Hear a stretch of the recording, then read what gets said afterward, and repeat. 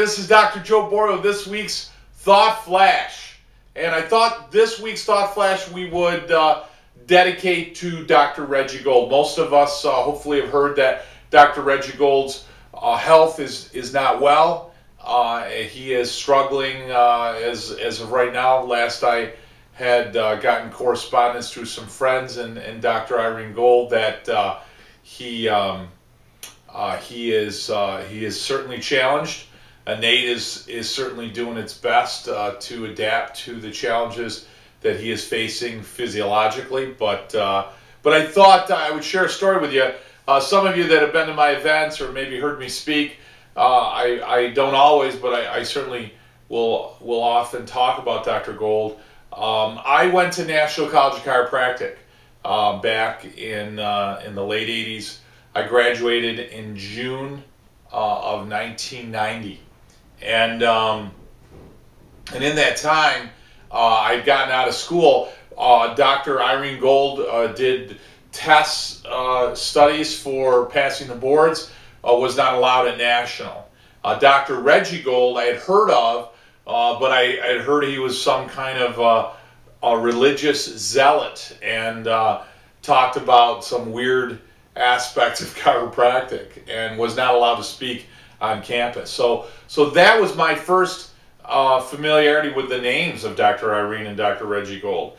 It wasn't until a year of practice, and I was certainly struggling. I was definitely a metapractor as a chiropractor and practiced basically allopathic orthopedics, if you will, without using drugs. And I had met Dr. Gold at a Brian Koslow management seminar. I was actually taught in National that management guys and coaches and consultants, people like me, were bad for the profession and taught you ways to rip insurance companies off, rip people off, and so forth. And certainly Dr. Gold himself was a management consultant as well. So anyways, I listened to Brian Koslow, and I went and they brought in this guy Reggie Gold, and I said, geez, here's this guy that wasn't allowed to speak at National.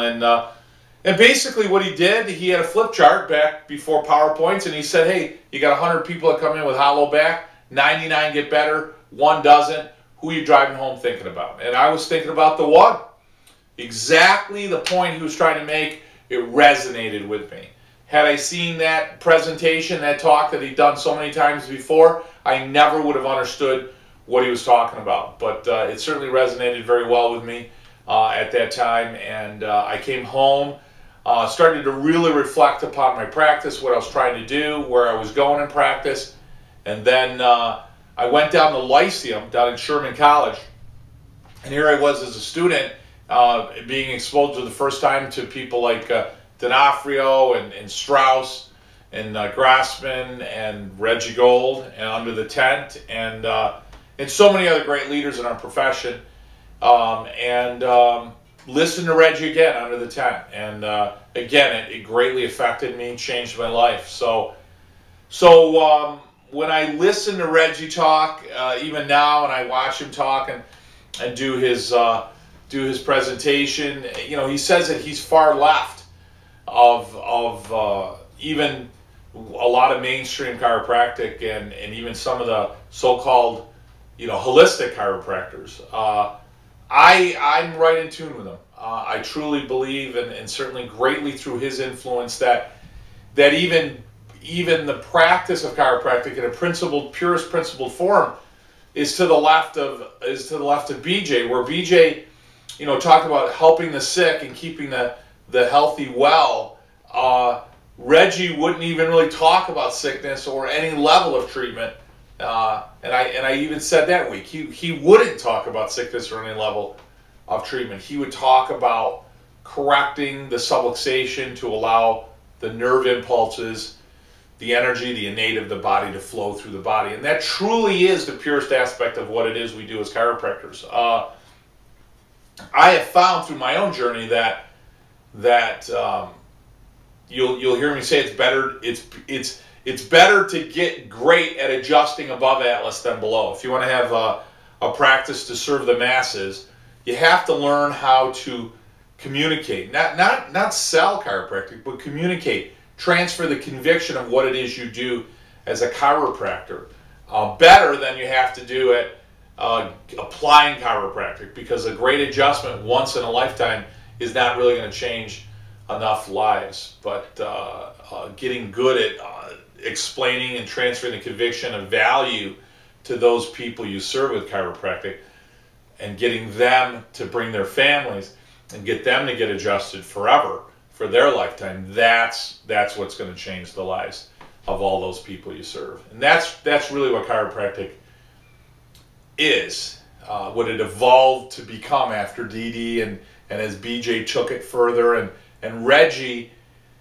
was instrumental as a developer of chiropractic. He truly was taking what DD discovered and what BJ had developed through research and understanding, and took that concept and further developed it, further evolved it into the purest aspect of the adjustment. It doesn't make you a bad person if you don't practice that way. I think we need to get rid of that in our profession. I think we need to stop pointing our fingers at other chiropractors and other techniques, and God, if you use this or that, somehow that makes you more or less of a chiropractor. My attitude is this: as long as you're putting your hands on somebody and adjusting them to improve their nervous system, and that is the foundation of what it is you do as a chiropractor, then you're practicing chiropractic. If you want to use other things then to enhance innate, to enhance the body's ability to heal, I have no problem with that. I think it should be included in the scope of what we do as practitioners, and I really believe that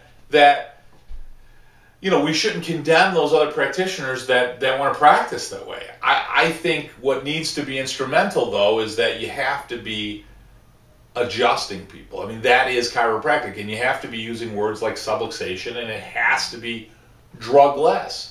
If that isn't at the cornerstone, then we aren't chiropractors. We're allopaths, or we're natural allopaths. We're practiced in osteopathy. We have to be clear.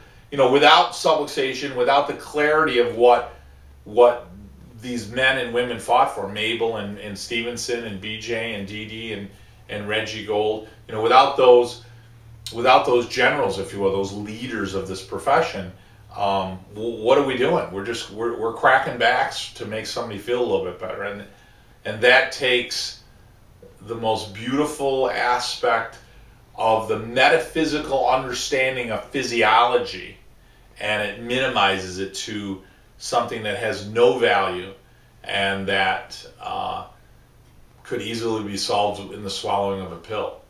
Chiropractic is connecting the body or matter to the infinite, and it really is that. It's connecting the energy, the mental impulse, the signal, wherever that comes from, in spirit, and connecting it to matter. And it animates tissue, just like me standing here talking to you, breathing and moving my hands and so forth. And the more connected you are with the infinite to matter, the more you are in tune with universal intelligence, the more you are an expression of the intention of the universe. The intention of the universe was that we live as healthy, spiritual matter beings. I mean, that's the human being experience. That is the intention. The more subluxated we are, the less connected.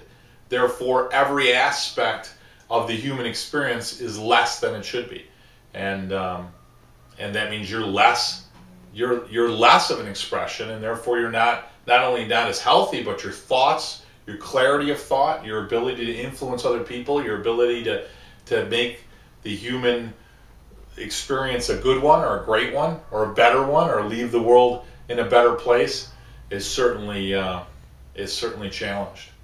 And when you think back at people like Reggie Gold, his entire life was dedicated, and is to this day dedicated to chiropractic. When you hear the stories coming from Pennsylvania, the hospital, about how he is living his life now, right now, in these moments, totally in tune with what he taught us. He's still teaching us how to live, and how to live as a chiropractor, and it's such an honor to have lived in his time and been a student of Reggie, and I don't mean to speak in past, to be a student of him now, and he's still teaching me now. He's still teaching all of us now, and the courage and the conviction, you know, to stand for something.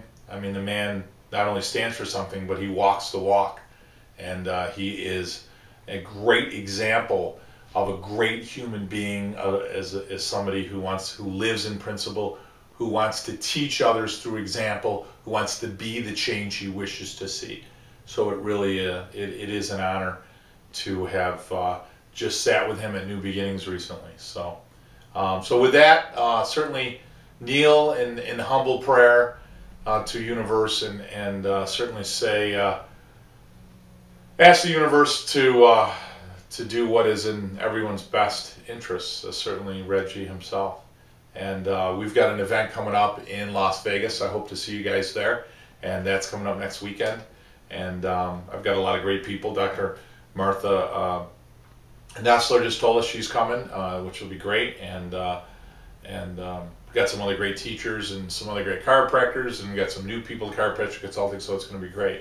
With that said, guys, prayers out to Reggie and Irene and the family, and may your innate always flow from above down with 100% of universal intelligence and expression. Have a great week serving those people with chiropractic that you're blessed to have in your office, and I'll talk to you guys in Vegas. Thank you. Me the best advice.